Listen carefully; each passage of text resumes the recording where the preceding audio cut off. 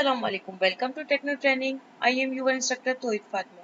Last video के अंदर हमने देखा था कि व्हाट इज एचटीएमएल की एचटीएमएल क्या होती है, और आज हम देखेंगे कि किस तरीके से हम एचटीएमएल फाइल जो एग्जीक्यूट कर सकते हैं, क्रिएट करेंगे।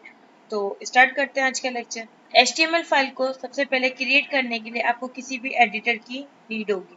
तो हम यहाँ पे एडिटर जो है हमारा सर्च कर लेते हैं। यहाँ पे मैं नोटपैड को सर्च ओपन कर रही हूँ। आप कोई भी एडिटर यूज कर सकते हैं, अप टू यू। आपको जो दिल करे आप वो एडिटर यूज कर सकते हैं। और एडिटर क्या होता है, किसे कहते हैं, तो वो मैं डिटेल के अंदर प्रीवियस लेक्चर के अंदर मैं आपको बता चुकी हूँ। अगर आपको वो वीडियो देखनी होगी तो मैं उस वीडियो का लिंक अपने डिस्क्रिप्शन बॉक्स में ऐड कर दूंगी, आप वहां से जाकर उस वीडियो को देख सकते हैं। अब यहाँ पे हमारी जो फाइल नोटपैड है वो यहाँ पे ओपन हो चुकी है। अब उस फाइल को हम क्या करते हैं, सबसे पहले सेव करते हैं। तो जैसे मैं यहाँ पे सेव कर रही हूँ तो मेरे पास एक न्यू विंडो ओपन हो रही है, एक पॉपअप विंडो शो हो रही है, और यहाँ पे फाइल नेम के यहाँ पे आ रहा है .txt। अब .txt जो होता है हमारे पास एक्सटेंशन होती है, ये हमारी फाइल बता रहा है कि टेक्स्ट फाइल है। तो ये कि एक्सटेंशन क्या होती है, ये चीजें मैं आपको प्रीवियस लेक्चर के अंदर बता चुकी हूँ। तो अब उसके अंदर क्या चीज आती है कि अब जैसे कि हमें अपनी कोई फाइल क्रिएट करनी है, तो HTML फाइल क्रिएट करें तो हम यहाँ पे अपनी फाइल का नेम देंगे abc.html, या आप HTML दे सकते हैं या .html, it's up to you, की आपकी चॉइस है। जो भी आप इसे देना चाहें वो आप दे सकते हैं, और उसके बाद सिंपल आप यहाँ पे सेव कर देंगे। लेकिन यहाँ पे आपको दिख रहा होगा इनकोडिंग UTF-8। अब ये जो UTF-8 ये क्या पर्पज है, ये क्या होता है, मतलब इसकी क्या फंक्शनलिटी।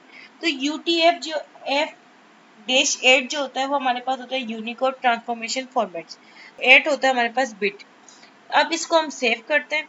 अब देखते हैं कि जो UTF-8 ये क्या होता है कि UTF एक तरीके से आपके पास आप ये कह सकते हो कि यूनिकोड होता है। यूनिकोड किसे कहते हैं कि यूनिकोड के अंदर हमारे पास एक तरीके से आप ये कह सकते हो कि हमारे पास एक लिस्ट होती है, करेक्टर की एक लिस्ट होती है, जिसके अंदर हमारे पास करेक्टर्स होते हैं, डेसिमल होते हैं, और उनका अपना डेसिमल नंबर्स होते हैं। जो कि यूनिकोड क्या करता है कि हमारे जो डेसिमल करेक्टर के जो डेसिमल नंबर है उनको कन्वर्ट करता है बाइनरी के अंदर। आप ये भी कह सकते हैं सिंपल वे के अंदर के डेटा को एक फॉर्म से दूसरे फॉर्म में चेंज करना। यूटीएफ जो क्या काम करता है कि डेसिमल को बाइनरी में कन्वर्ट करता है। अब बाइनरी क्या होती है, बाइनरी लैंग्वेज हम उसे कहते हैं जिसके अंदर हम जीरोस और वन के ऊपर वर्किंग करते हैं, जिसके जो कि कंप्यूटर लैंग्वेज होती है, जो कि कंप्यूटर अंडरस्टैंड करता है 1-0। क्योंकि कंप्यूटर और कोई लैंग्वेज नहीं समझता, कंप्यूटर के लिए सिर्फ 1 और 0 ही वर्किंग के लिए होती हैं। तो ये है कि अब जैसे कि फॉर सपोज जैसे यूटीएफ का मैंने बताया कि वो डेसिमल को बाइनरी में कन्वर्ट करता है। अब फॉर सपोज इसकी एग्जांपल हम इस तरीके से देख लेते हैं कि जैसे कि हम एज अ यूजर है, हम लोग वुमेन जो होते हैं, यूजर जो होते हैं, वो आप हम लोग जो होते हैं इंग्लिश लैंग्वेज को अंडरस्टैंड करते हैं, रीडेबल होती है हमारे लिए। तो अब फॉर सपोज जैसे कि आउटपुट आता है, जो हमारे पास डिस्क्रिप्शन आउटपुट आता है, हमारी कंटेंट होता है, वो हमारे लिए इजी होती है, मीन्स कि हमारे लिए रीडेबल फॉर्म होते हैं, लेकिन वो कंप्यूटर अंडरस्टैंड नहीं कर सकता। तो ये क्या होता है कि जो यूनिकोड है उन करेक्टर्स को, उन वर्ड्स को कन्वर्ट करता है हमारे पास बाइनरी लैंग्वेज के अंदर। अब किस तरीके से करता है कि फॉर एग्जाम्पल जो हमारा ए है, कैपिटल ए। अब जो कैपिटल ए होता है कि for suppose as a user में कैपिटल ए उसको कंप्यूटर को इनपुट दे रही, तो अब ये जो कैपिटल है ये मेरे लिए ह्यूमन के लिए तो अंडरस्टैंड है, रीडेबल है कि भाई कैपिटल है, लेकिन कंप्यूटर के लिए ये ए कुछ नहीं है, मीन्स कि उसे नहीं पता कि ये क्या चीज है। लेकिन जो हमारा यूनिकोड होता है वो क्या होता है कि मतलब इसको कन्वर्ट करेगा इसके डेसिमल से बाइनरी के। अब डेसिमल क्या मीन्स कि जो हमारी ए की जो की है उसका बैकएंड के अंदर एक आस्की कोड होता है। अब आस्की कोड क्या होता है कि आस्की कोड होता है कि American standard code for information interchange, means कि आस्की कोड के अंदर 7 बिट्स मीन्स कि 7 बिट स्टोर होती है, तो एक करेक्टर हमारा डिस्प्ले होता है। अब जैसे कि फॉर सपोज कि ये ए कैपिटल है, कैपिटल ए हमारे लिए, लेकिन जो इसका आस्की कोड होता है, जो इसका डेसिमल नंबर होता है वो होता है हमारे पास 65। अब यूनिकोड क्या करता है कि इस ए का जो ये जो डेसिमल नंबर है इसको कन्वर्ट करेगा किसमें, बाइनरी के अंदर।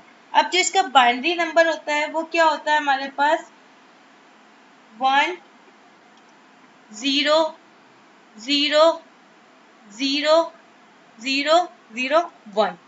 मीन्स ये हमारे पास क्या हो गया, हमारा जो होता है बाइनरी नंबर होता है। अगर हम इसको काउंट करते हैं हमारे पास कितनी बिट हो गई, 1 2 3 4 एंड 5 6 एंड 7। मीन्स ये 7 बिट्स मिलके हमारे पास क्या हो रहा है कि एक करेक्टर डिस्प्ले करवा रहा है जो कि ए।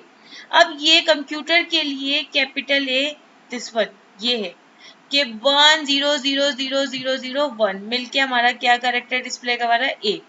अब ये किस तरीके से डिस्प्ले हो रहा है कि मीन्स कि जो हमारे पास आप इस तरीके से बिट ऑन कर सकते हैं कि हमारे पास ये हो गई 1 बिट, ये हो गई हमारे पास 2 बिट, ये हो गई हमारे पास 4, ये हो गई 8 16 देन 32 एंड 64। तो अब हमें इस तरीके से बिट्स ऑन करने के जो हमारे पास डेसिमल नंबर जो बने वो बने 65।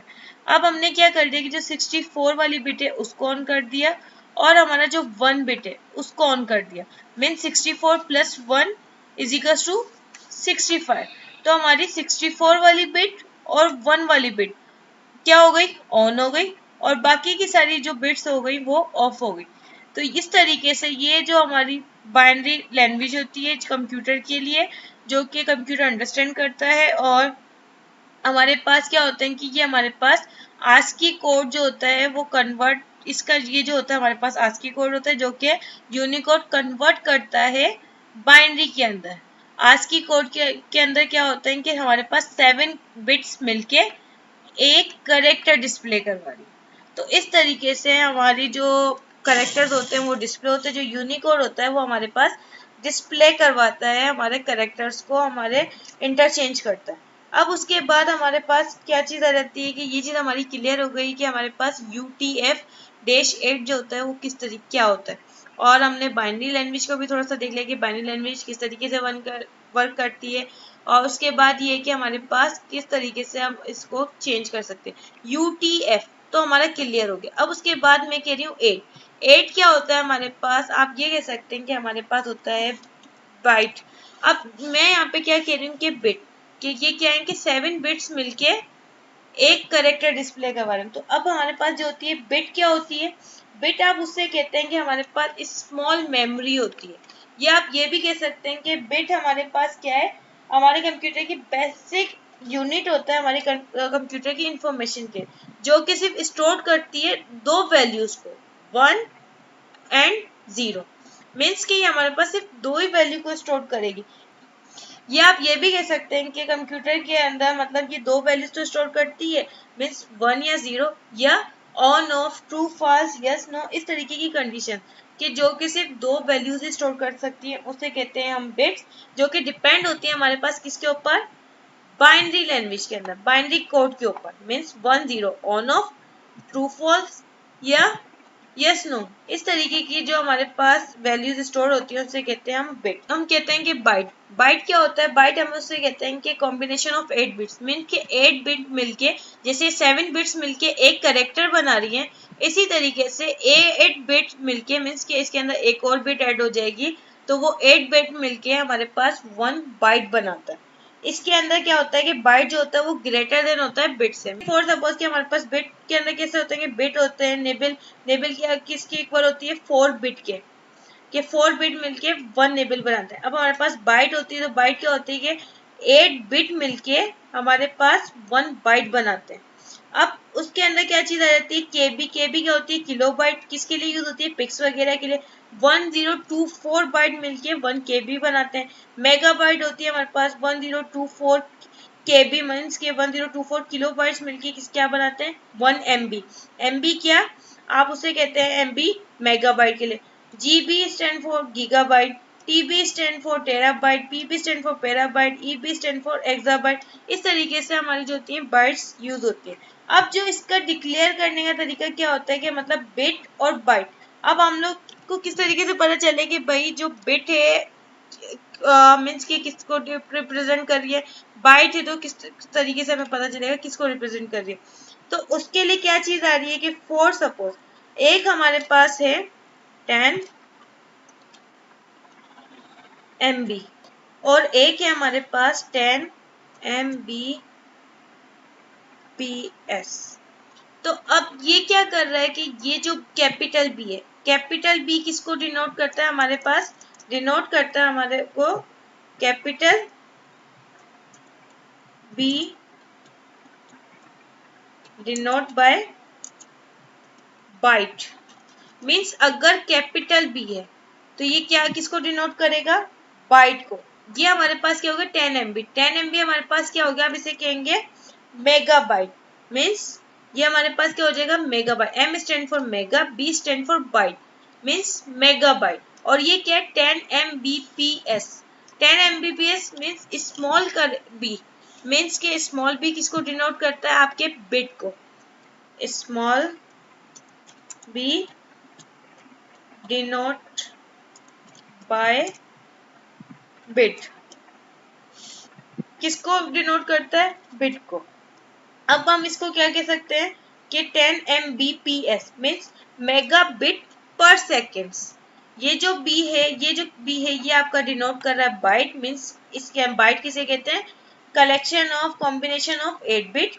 और ये जो बिट है ये किसको डिनोट कर रहा है, बिट को, जिसके अंदर हमारे क्या होता है, जो कि स्टोर करते हैं जस्ट 2 वैल्यूज हमारी 0 या 1, इसको कहते हैं हम बिट। तो इस तरीके से हम डिफ्रेंशिएट करते हैं कि हमारा बाइट क्या होता है, हमारा बिट क्या होता है। तो ये चीज आपको क्लियर हो चुकी होगी कि हमारा बाइट क्या होता है, बिट क्या होता है, यूटीएफ हमने कंप्लीट देख लिया कि UTF-8 क्या होता है। अब उसके बाद स्टार्ट करते हैं हमारा HTML का कोड। तो मैं अपनी स्क्रीन को रब कर रही हूँ। अब उसके बाद यहाँ पे हम क्या करते हैं कि HTML के लिए हमें क्या करना होगा, सबसे पहले हमारा HTML का टैग आता है। तो ये हमारा होता है लेस देन सिंबल, उसके बाद आता है HTML and then greater than. ये हमने इसका स्टार्टिंग टैग लिखा, फिर हम एंटर करते हैं। एंटर करने के बाद हम दोबारा से लेस देन, फिर बैकस्लैश एंड HTML। अब ये हमारा क्या हो गया HTML टैग। आपको यहाँ पे मैंने starting tag and closing tag दोनों टैग इसके यूज कर लिए। अब बेस्ट वे ये है कि आप सिंपल कि जब आप कोड यूज करते हैं तो आप क्या करें, सिंपल स्टार्टिंग टैग जो यूज कर रहे हैं तो उसका क्लोजिंग टैग भी साथ के साथ यूज कर लें। क्यों, क्योंकि ऐड कर लें ताकि ये कि जब लैक ऑफ कोड हो जाता है तो आपको क्या होता है कि हम लोग जल्दी जल्दी के अंदर भूल जाते हैं कि कौन सा टैग हमने स्टार्ट किया, तो उसका क्लोजिंग टैग और करना भूल जाते हैं। तो उसकी वजह से क्या होता है कि हमारे एरर जनरेट हो जाते हैं, तो जिसकी वजह से बहुत ज़्यादा इश्यूज क्रिएट होते हैं। तो बेस्ट वे ये होता है कि हम लोग क्या करेंगे, इजी वे ये है कि जो टैग हमें स्टार्ट करें स्टार्टिंग टैग, तो उसी के साथ उसका क्लोजिंग टैग भी हम क्लोज करते रहें, ताकि ये कि हमें इजी हो जाएगा, फाइंड आउट करने में आसानी होगी कि हमारा कौन सा टैग क्लोज हुआ है, कौन सा नहीं हुआ। तो और फिर ये कि आपकी अपनी मर्जी है कि जो भी आप यूज करना चाहेंगे, आप एंड में सारे टैग्स क्लोज कर लेंगे या स्टार्टिंग के साथ ही कर लें, तो ये आपकी मर्जी, इट्स अप टू यू। लेकिन एक HTML का फायदा ये कि HTML जो होती है हमारे पास डम लैंग्वेज होती है। मीन्स डम से मुराद ये है कि आपकी जो HTML लैंग्वेज मीन्स कि अगर आपने कोई टैग इसका क्लोज भी नहीं किया तब भी कोई एरर जनरेट नहीं होगा, इसका आपका जो आउटपुट है वो डिस्प्ले हो जाएगा। तो ये क्या है कि मतलब ये आपकी स्ट्रक्चर लैंग्वेज है, मेन लैंग्वेज है, इसके अंदर ही हम मल्टीपर्पज लैंग्वेज यूज करते हैं। लेकिन ये कि इसके अंदर आपके जो है मतलब कि अगर आप केस सेंस, एक तो ये कि इसका फायदा ये कि केस सेंसिटिव नहीं होती, कि मीन्स अगर आपने कैपिटल लिख लिया स्मॉल लिख लिया तब भी कोई एरर जनरेट नहीं होगा। दूसरी चीज ये कि अगर आप कोई टैग भूल भी जाते हैं तो वो भी एरर जनरेट नहीं होता, वो आपका आउटपुट डिस्प्ले करवा देता है। तो ये एक इसकी बेस्ट वे भी है। लेकिन ये कि अब ये जो होती है ये हमारी स्ट्रक्चर लैंग्वेज होती है। इसके बाद हम इसके अंदर आ जाते हैं, यहाँ पे इसका जो HTML टैग के अंदर कौन से टैग यूज होते हैं, वो होता है हमारे पास हेड टैग। हेड टैग भी मैंने यहाँ पे ले लिया और उसके बाद मैंने बैकस्लैश दे के क्लोजिंग टैग भी इसका यूज कर लिया। उसके बाद हमारे पास एक और टैग होता है बॉडी। बॉडी टैग को हम यहाँ पे देते हैं, फिर बैकस्लैश दे के, और हमने यहाँ पे दे लिया बॉडी टैग क्लोज। तो ये हमारा कुछ एक वे होता है, पैटर्न होता है HTML की बॉडी का, जो कि आपको यहाँ पे डिस्प्ले हो रहा है। अब हेड टैग क्या होता है और बॉडी टैग क्या होता है, तो ये चीज डिस्प्ले देख लेते हैं। तो हेड टैग के अंदर आप वो डेटा देते हैं जो कि आपके पेज के ऊपर डिस्प्ले नहीं होता, जिसके अंदर आप कौन कौन सी चीजें यूज करते हैं। मीन्स हेड टैग के अंदर आप मेटा टैग्स यूज कर सकते हैं, टाइटल टैग यूज कर सकते हैं। उसके अलावा अगर कोई फाइल आपको लिंक करवानी है कि CSS की होती है, JS वगैरह की होती है दूसरी फाइल, तो एक्सटर्नल फाइल अगर आपको लिंक करनी है तो वो भी आप हेड सेक्शन के अंदर ही यूज करते हैं। तो हेड सेक्शन इसलिए यूज होता है, तो हेड सेक्शन के अंदर जो कंटेंट होता है वो आपके पेज के ऊपर डिस्प्ले नहीं होता, वो जस्ट ब्राउजर के लिए होता है। इसके अंदर हम जो मेटा टैग यूज करते हैं, तो मेटा टैग क्या होता है, मेटा टैग क्या होता है, मेटा टैग से पहले हम देख लेते हैं मेटा डेटा। मेटा डेटा क्या होता है कि Meta data about the data. अब इसके अंदर क्या होता है, मेटा टैग जो होता है हमारे पास प्रोवाइड करता है हमारा डेटा HTML डॉक्यूमेंट के लिए। अब उसके अंदर क्या होता है कि मेटा टैग जो होता है वो यूज होता है, किस लिए यूज होता है, हमारे पेज के डिस्क्रिप्शन बताता है, डिस्क्राइब करता है हमारे पेज की डिस्क्रिप्शन। हमारे जैसे कि डिस्क्रिप्शन के अंदर क्या चीज आ गई कि हमारे कुछ कीवर्ड्स होते हैं, हमारे ऑथर का नेम होता है और हमारे डॉक्यूमेंट से रिलेटेड कुछ और इन्फॉर्मेशन जो कि हम मेटा टैग के अंदर यूज करते हैं, जो कि सिर्फ ब्राउजर के लिए रीडेबल होती है, वो डिस्प्ले नहीं होती हमारे पेज के ऊपर, जस्ट रीडेबल होती है। ब्राउजर को पता होता है कि ये फाइल किस टाइप की है, किस इसका जो कंटेंट है क्या है, इसकी डिस्क्रिप्शन क्या है, इसलिए हम जो मेटा टैग है वो यूज करते हैं।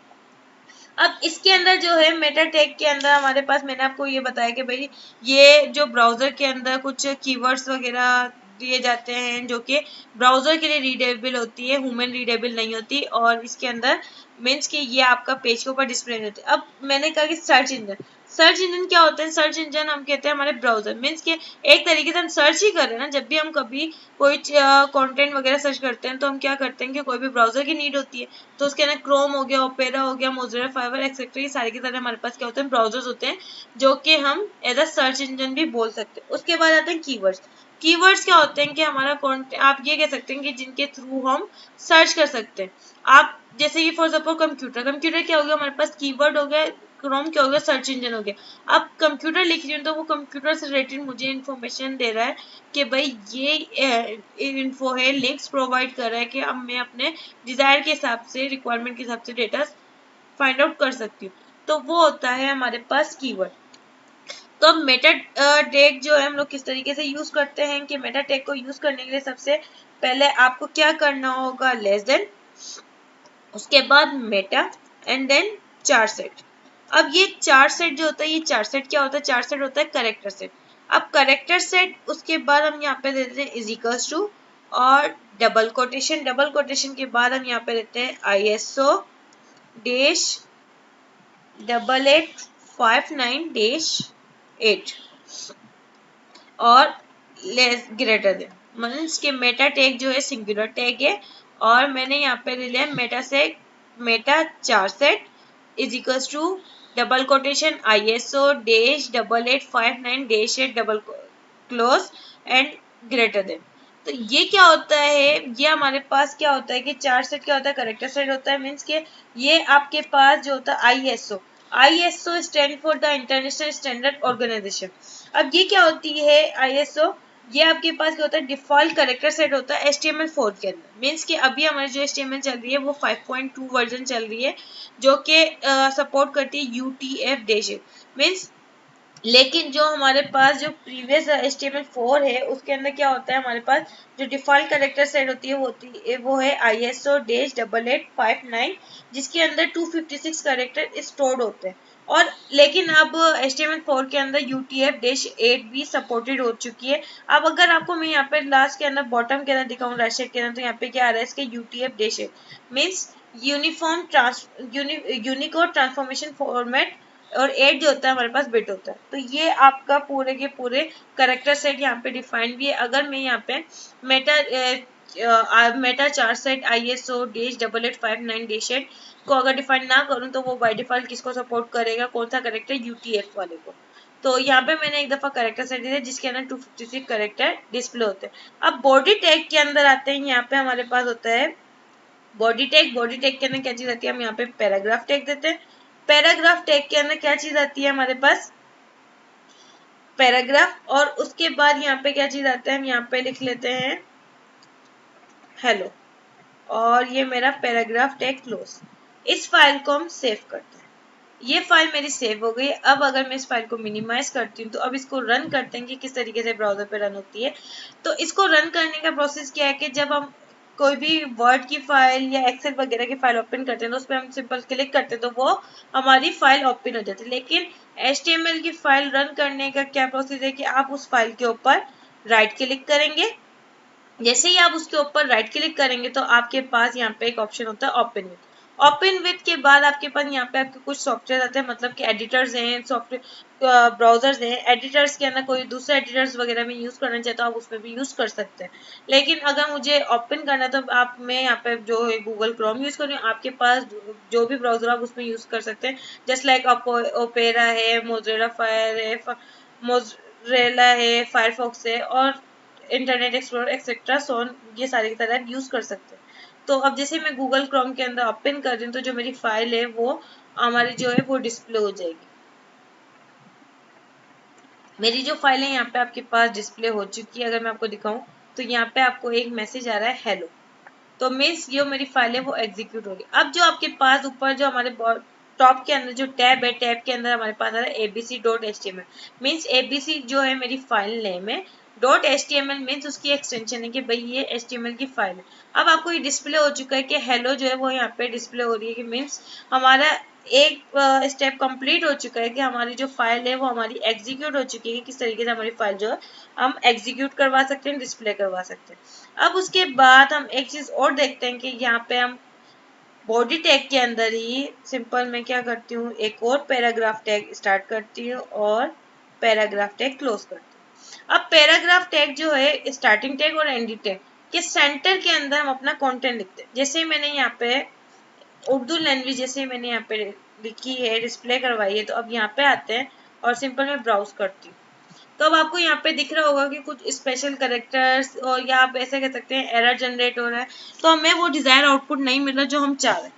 तो वो किस वजह से हो रहा है कि वो इसलिए हो रहा है क्योंकि हमने यहाँ पे दिया है मेटासेट 4 सेट ISO-8859-8 मीन्स कि ये हमारे पास जो करेक्टर सेट है ये हमारे पास HTML4 वर्जन का तो है, लेकिन इसके अंदर 256 करेक्टर्स है कि अगर मैंने इंग्लिश लैंग्वेज वगैरह यूज करी तो उसने डिस्प्ले कर दिया। लेकिन जैसे मैंने कोई और लैंग्वेज यूज करी तो उसने मुझे मीन्स के डिजायर जो मेरा आउटपुट है वो नहीं दिया, उसके वजह कुछ सैम्बल्स मुझे डिस्प्ले करवा दिए।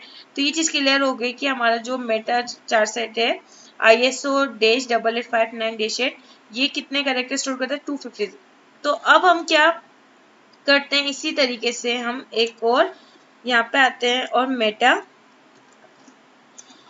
4 set means character set is equals to double quotation, अब UTF-8 और मेरा जो टैग है वो क्लोज करते हैं यूनिकोड ट्रांसफॉर्मेशन फॉर्मेट।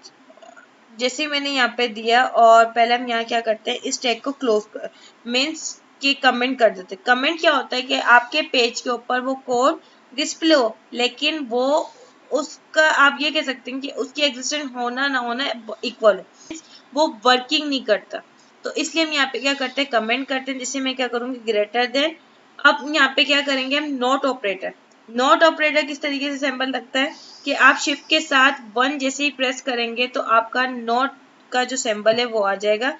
उसके बाद डबल डैश एंड उसके बाद यहाँ पे आप क्या करेंगे, और ग्रेटर देन। तो ये हमारे पास हो गया कमेंट। अब हम ब्राउज करके देखते हैं तो हमारे पास क्या आउटपुट आता है। अब भी कुछ इस तरीके का आउटपुट, लेकिन जैसे हम इस पे क्लिक करते हैं तो ये हमारे पास उर्दू जो लैंग्वेज है वो आपको यहाँ पे डिस्प्ले हो रही है कि मेरे चैनल को सब्सक्राइब और लाइक करें। तो ये आपको डिस्प्ले हो चुका है। तो मीन्स के जो मेटा 4 सेट जो UTF-8 जो है वो क्या करता है कि आपके पास 10,000 डिफरेंट करेक्टर्स को जो है वो स्टोर करता है।